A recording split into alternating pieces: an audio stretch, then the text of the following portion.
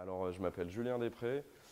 J'ai rencontré Arcadie à travers Gilles Alvarez et Sandra Caffin lorsque j'ai fait la première de mon solo qui s'appelle Acapulco Redux, qui est une performance avec le son qui est vraiment central mais qui prend en compte l'espace, la lumière, le corps.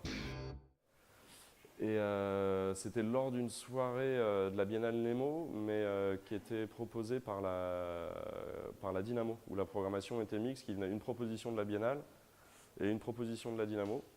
Du coup, moi j'étais à la proposition de la Dynamo, et c'est un peu comme ça que j'ai rencontré la Biennale Nemo et tous les gens d'Arcadie.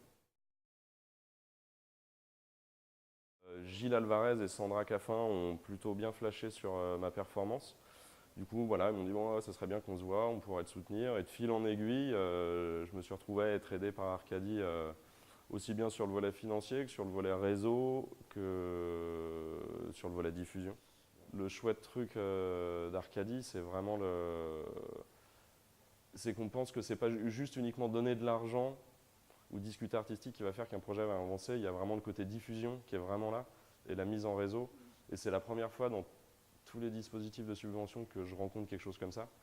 Et pour moi, c'est vraiment un truc nécessaire parce qu'il y a beaucoup d'endroits où on donne de l'argent et puis après on se soucie très peu de la diffusion des choses, ce qui fait qu'on est amené à le jouer une fois, deux fois, on a créé notre projet, c'est chouette, mais on galère un peu plus pour le pousser plus loin. Et là, vraiment, toute cette ouverture de réseau est hyper importante et super ce que ça permet de créer et après de pouvoir continuer à diffuser sur scène. Et c'est vraiment là que l'aventure se passe.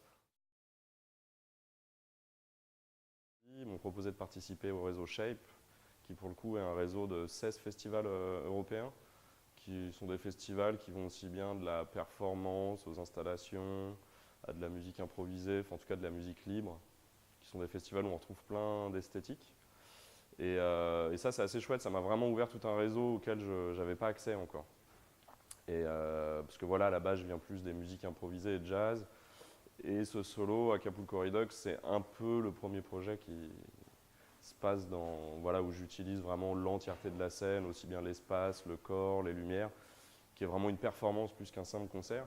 Du coup, c'est assez chouette parce que je joue un peu partout en Europe cette année ce solo via ce réseau Shape. Là, je l'ai joué à Riga pour Scanumesh il y a 2 semaines. Demain, je pars à La Haye pour le jouer à Today's Art.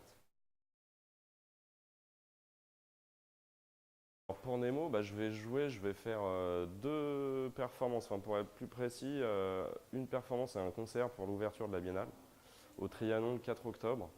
Je vais faire cette performance à Acapulco Redux, du coup, qui est quand même un truc assez immersif, où j'utilise des lumières, des LED, c'est assez flash.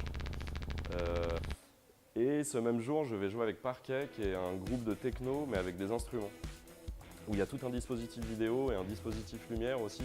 Et après, on va faire la première de cette création, Snap, Cut Up is a Dancer. Et là, Snap, c'est un peu, j'ai bossé avec le même chorégraphe, Grégory Edelin. Et c'est un peu sur le même postulat, c'est-à-dire qu'est-ce qu'on peut faire avec le corps d'un musicien sur scène.